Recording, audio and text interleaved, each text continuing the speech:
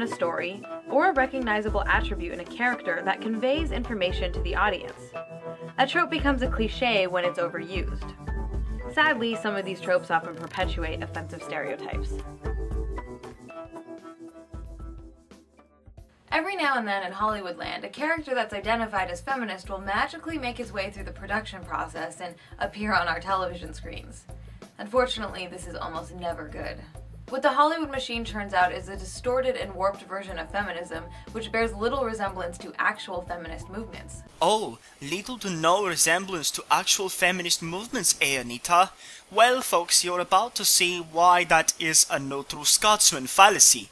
In a desperate quest to distance themselves, their plots, and their characters from anything that could in any way be mistakenly mistaken for feminism, Hollywood writers rely on one of the most deceptive and disgusting tropes ever to be forged in the fires of Mount Doom. That trope is called the straw feminist. In television and movies, the straw feminist works by deliberately creating an exaggerated character of a feminist, which writers then fill with a bunch of oversimplifications, misrepresentations, and stereotypes to try to make it easy to discredit or delegitimize feminism. The goal is to make feminists and our movements look completely ridiculous, over the top, and unnecessary. In terms of media representation, one of the most disturbing examples of the straw feminist can be found in the third season of Veronica Mars. Sadly, the Veronica Mars writing team turned the last season into a train wreck, partially by introducing a group of straw feminists as the villains in the series. Characters like these serve to undermine and discredit feminist movements, but they also serve to separate female leads who are smart and strong and witty, in this case Veronica, from any association with feminism. I might know next to nothing about Veronica Mars, but I can tell you that she is not a feminist straight from the top of my head. And I'd be right. The straw feminist character is part of a fictional post-feminist world that only exists in Hollywood. The trope is a tool that's used to promote the fallacy that everyone is already equal. We are already equal, Anita, you idiot. Or we were. Nowadays, women are superior to men in the court of law. What's exceptionally frustrating is these characters often bring up legitimate feminist concerns about women's rights and women's equality, but those concerns are quickly undermined by the writers making the characters seem over the top, crazy, and extremist. For example, the straw feminist appears in Married with Children as Marcy Darcy, the irritating and pompous neighbor. In this case, the straw feminist is coded as the castrating wife who emasculates and dominates her docile, stupid husband. We see this trope repeated in Rugrats with Phil and Lil's mother, who Wikipedia describes as quite the jock and women's liber. And we can also recognize her as a straw feminist because of the giant woman symbol on her sweater. Much like Marcy, she's framed as the castrating wife who barks orders at her submissive husband.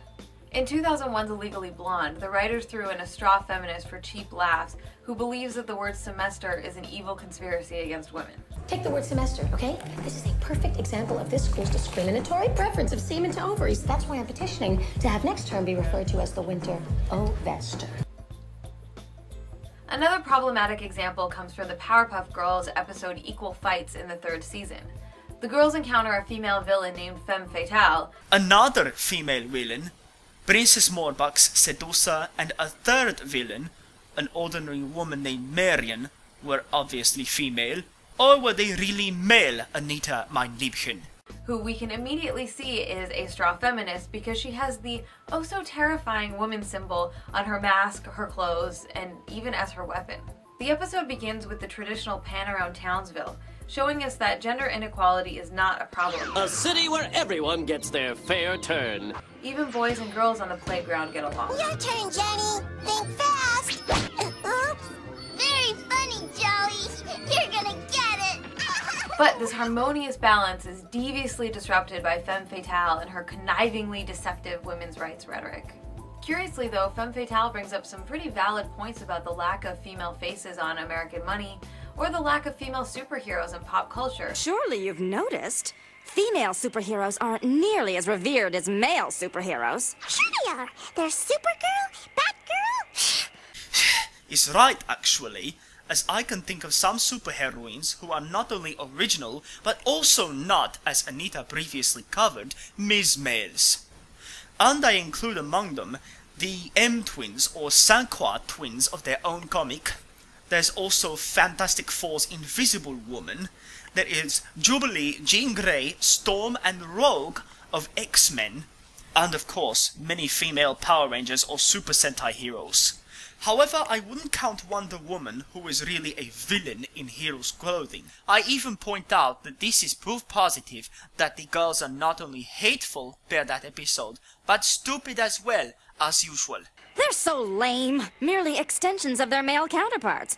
The girls are influenced by femme fatale's malicious rhetoric to see benign, routine, everyday things as a conspiracy against women and against them personally. The writers of the Powerpuff Girls have carefully created a fantasy world without gender oppression, so that they can have the girls start seeing oppression where none exists.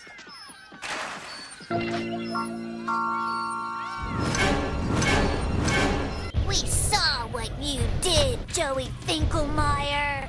What'd I do? Shut up! Don't play dumb with us. I finally caught up on all the housework, and all that's left is your room. If you could take care of that, please.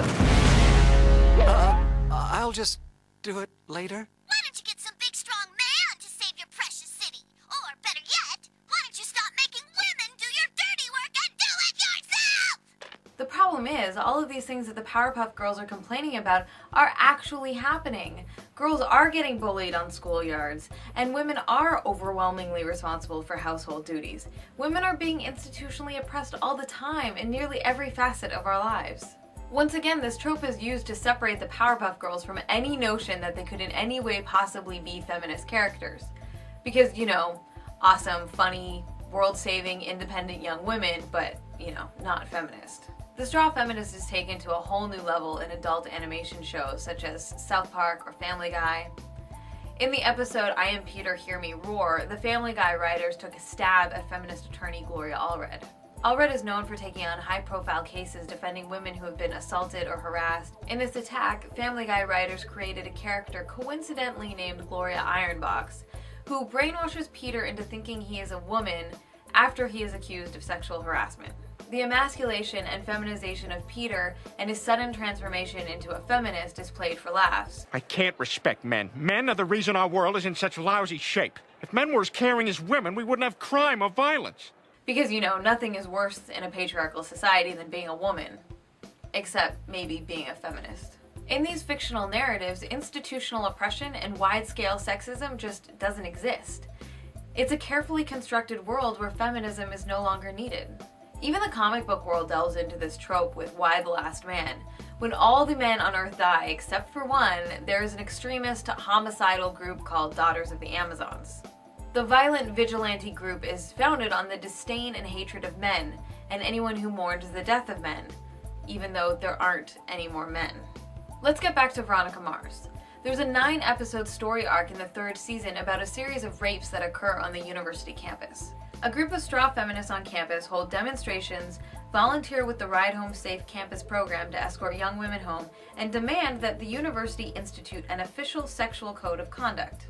All of these are logical, rational, and important steps to creating safer college campuses. However, the writers quickly dismiss these characters as irrational, stubborn, pig-headed man-haters, and it serves to fulfill the tired old stereotype about angry and militant women of color.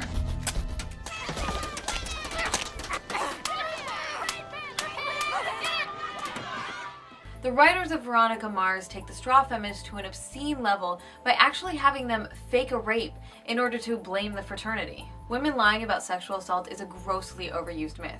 Women generally don't put themselves through the social shame of admitting assault for petty personal revenge. Many of you might not want to do so, but I shall shamelessly admit that Anita is right here. Unfortunately, that trend of college women faking rape for petty personal revenge is rising. In just a handful of episodes, the creators of Veronica Mars undermined the work that thousands of students are doing globally on their campuses to end violence against women.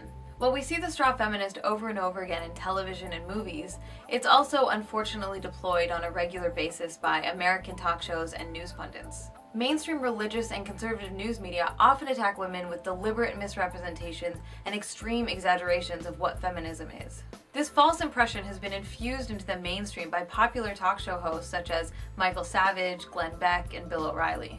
You may have heard the slur feminazi, popularized by Rush Limbaugh, a term used to discredit and demonize any woman fighting for social equality. The feminists, the feminazis, have been working for years to this end. Advance women by diminishing men. Yeah. The straw feminist is set up to perpetuate and advance the myth that feminism is no longer needed, that we've arrived at gender equality. Gender equality, sweetheart, or female supremacy. And anyone who disagrees is quickly demeaned and portrayed as an extremist. This trope represents a backlash against feminism and groups supporting women's rights. As we make more gains towards equality, the backlash gets stronger. It's an old yet effective tactic, but clearly it's working because I often hear young women saying, "I believe in the equal rights of women, but I'm not a feminist." This sentiment is a direct result of the straw feminist trope, because women want to distance themselves from the extreme and false representations they're seeing in TV, movies, and talk shows. We need to proudly claim the title and fight back against the distorted and demeaning representations in the media and in real life. And if y'all really do believe in the equality of women, then we need to continue this long legacy of feminism and fight for it. And Hollywood, get over your fear of strong, smart, talented women and stop contributing to the backlash by writing absurd and ridiculous straw feminist characters. Anita, why are we so afraid of these strong, smart, talented women anyway? The answer is, we never were. In fact, they are too few to be noticed by mainstream media at all, but they do not concern me. What does concern me is the overwhelming majority of women who are weak, incapable, and talentless, who nonetheless demand to be treated special for being female. They are the real face of feminism. I also noticed that Anita Sarkeesian is herself a feminist, proudly states it, but she's the radical type. I'll let you tell me what you think in the comment section below about her. Until next time, Goede Hafiz.